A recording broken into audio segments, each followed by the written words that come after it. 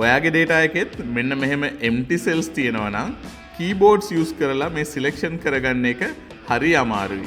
ඉතින් ඒකත් එක්කම ලොකු data set එකක් තියෙනවා නම් මේක manually මෙහෙම ඇදගෙන ඇවිල්ලා මෙහෙම select කරන එක ලොකු time consuming වැඩක්. ඉතින් මේක ලේසියෙන් කරගන්න ටෙක්නික් එකක් තියෙනවා දැන් කියලා දෙන්න.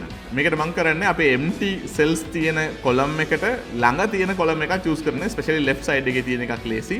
ඒකේ first cell එකේ click කරලා control shift එකත් එක්ක down arrow press කරනවා. එතකොට සම්පූර්ණයෙන් column එක select වෙලා තියෙන්නේ. දැන් කරන්න තියෙන්නේ shift එකත් එක්ක right arrow press කරන්න. දැන් බලන්න දැන් columns දෙකම highlight වෙලා තියෙන්නේ.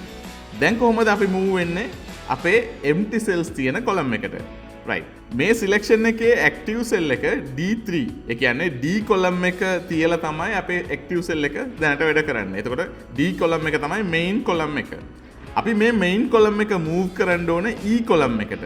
මෙතන මෙහෙම සුදට තියෙන මේ column එක මං tab එකක් ගහනකොට බලන්න E3 එකට මාරු වෙනවා. එතකොට දැන් අපේ active cell එක ඇවිල්ලා E3. ඒක ඔයාලට බලා ගන්න පුළුවන් මෙතන name box එකේ.